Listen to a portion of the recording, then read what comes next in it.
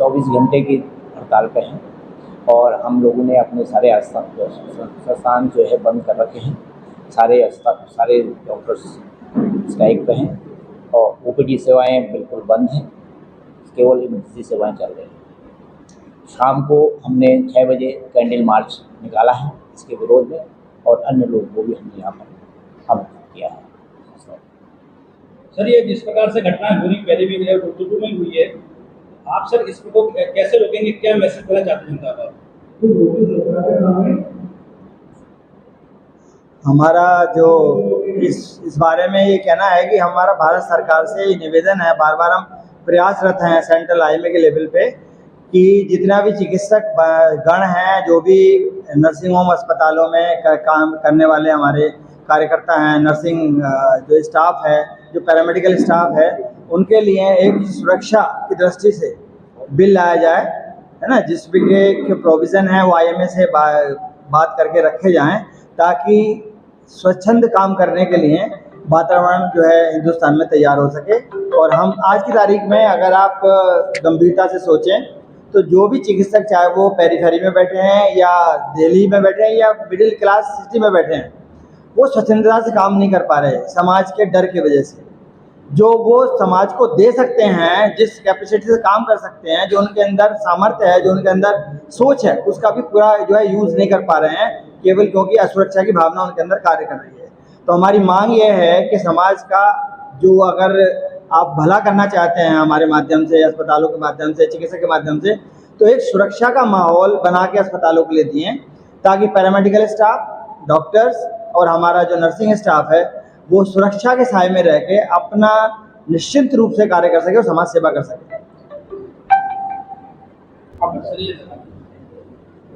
आपको बताऊं, 9:30 बजे के करीब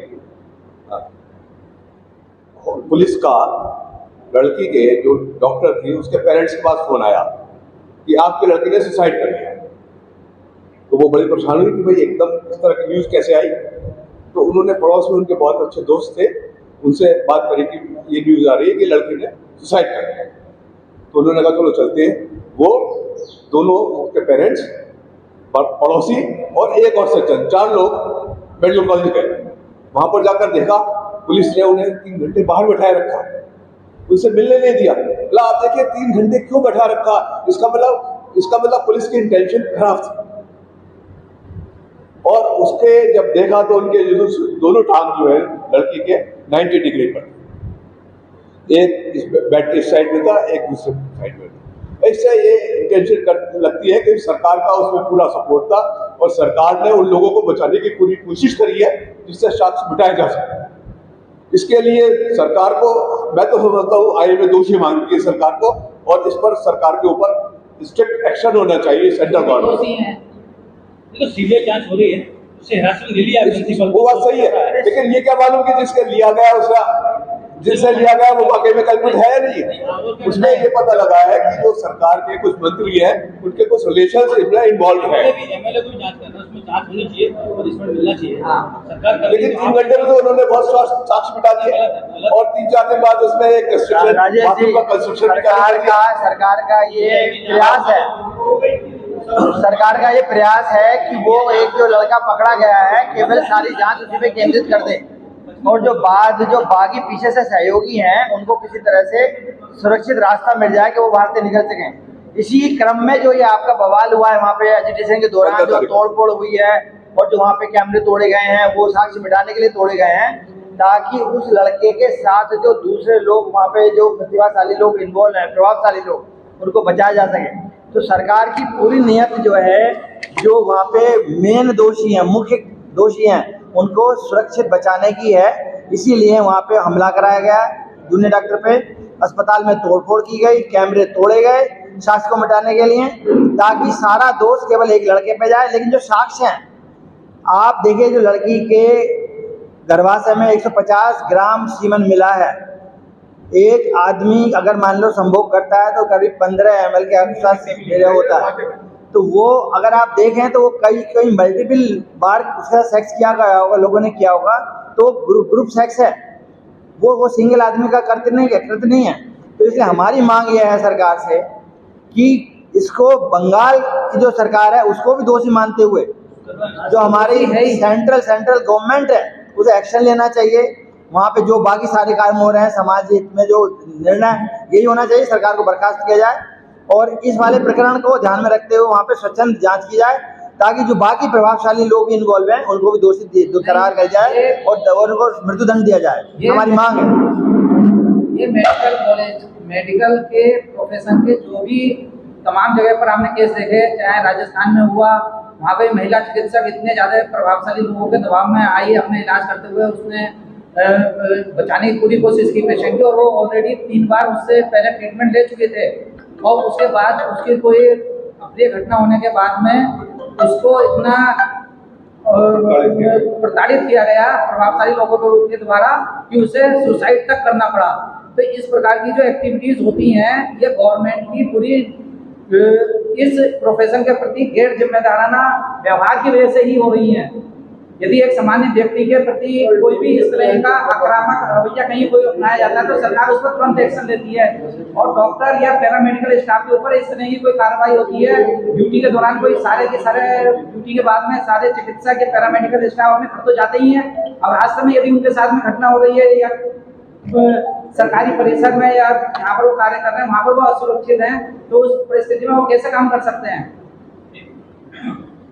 एक सारी घटना हुई क्योंकि ये एक सरकारी मेडिकल कॉलेज के अंदर और सरकारी डॉक्टर के साथ जो रेजिडेंट डॉक्टर था उसके साथ हुई और इस पर सरकार के जो वहाँ की सरकार था उसका एक्शन हुआ कि उन्होंने वहाँ के जो प्रिंसिपल था डॉक्टर सुदीप रॉय उनको थोड़ा सा जिम्मेदार माना और जिम्मेदार मानते हुए उन्हें उनके पद से हटा दिया या उन्होंने अपने आप रेजिग्नेशन दे दिया। लेकिन सरकार ने उनके रेजिग्नेशन को माना नहीं और उन्हें एक दूसरे मेडिकल कॉलेज में सेवा करने का अवसर दे दिया। एक सेंट्रल नेशनल मेडिकल कॉलेज है। ये शो करता है कि पश्चिमी बंगाल का सरकार का पूरा इन्वॉल्वमेंट उन लोगों को बचाने का है जिन्होंने इसमें ऐसा किया।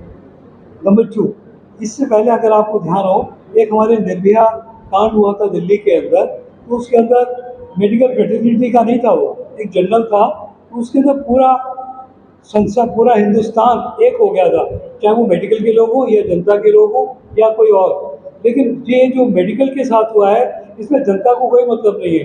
जनता डॉक्टर से क्यों नाराज है इतना, ये हमें ज़रूर मालूम करना चाहिए।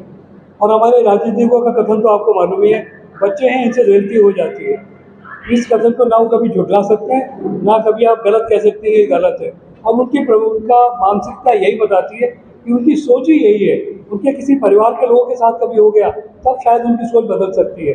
उससे पहले तो इसमें आशा ही नहीं है कि राजनीतिकों की सोच बदलेगी और मुझे तो बिल्कुल भी आशा नहीं है कि इसमें कुछ होगा। सीबीआई की आज तक बताइए, सीबीआई ने कोई केसेस किए हो, जांच की हो और उसमें किसी कल्प्रिट को सजा मिली हो? मुझे तो याद नहीं आता है, आप लोग बताएं। तो ये तो विवाद होती सरकार सारी सरकारें करती रहती। कोई हमें ठोस कदम ऐसा सोचना चाहिए जनता को, सरकार को, हमारे बैठे हुए जो न्यायाधीश हैं उन लोगों को, कि वो कैसे इन चीज़ों को रोक सकते हैं। जो हमारे समाज को चलाने वाले लोग हैं, सामाजिक कार्यकर्ता हैं, उनको लोगों को सोचना चाहिए कि इसकी कैसे हम लोग इसको रोक सकेंगे। ये खाली हम कैंडिडेट मार्च करने से कुछ नहीं होने जा रहे। ये तो हम लोगों ने बहुत बात किया है। और ये तो ना तो इन बड़े बड़े राजनीतिक धुरंधर राजनीतिकों को समझा सकते हैं और ना ही समझ सकते हैं, क्योंकि ये बिल्कुल ही लोहे के कवच हैं। इनके दिमाग में कुछ जाना ही नहीं है। इन्होंने तो सोच रखा है जो सोच रखा है। हमें खुद सोचना होगा कि कैसे हम इन लोगों के विचारों को बदलें, कैसे समाज को बदलें, कैसे जनता को बदलें। जनता भी तो नहीं समझना चाहती ना, जनता भी यही सोच लेती ठीक है ये तो होता रहता है। तो इसके लिए मैं तो आप लोगों से गुजारिश करूँगा कि आप एक कोई आंदोलन सा या किसी तरह कुछ दें जिससे हमें पता चले कि हम इसके लिए क्या कर सकते हैं, इसके लिए कहाँ से हमें कोई तरीका मिलेगा। या लड़कियों को, हमारी जो माताएं बहनें, उनको हम ऐसे ही छोड़ देंगे सड़क पर? उनके साथ वैसे तो हमारे मोदी जी कहते हैं बेटी बचाओ बेटी पढ़ाओ, पर उनके लिए करने के लिए उनके पास कुछ नहीं है। उनको बचाने के लिए कोई कुछ नहीं है उनके पास। वो भी अपनी कुर्सी के चक्कर में लगे रहते हैं।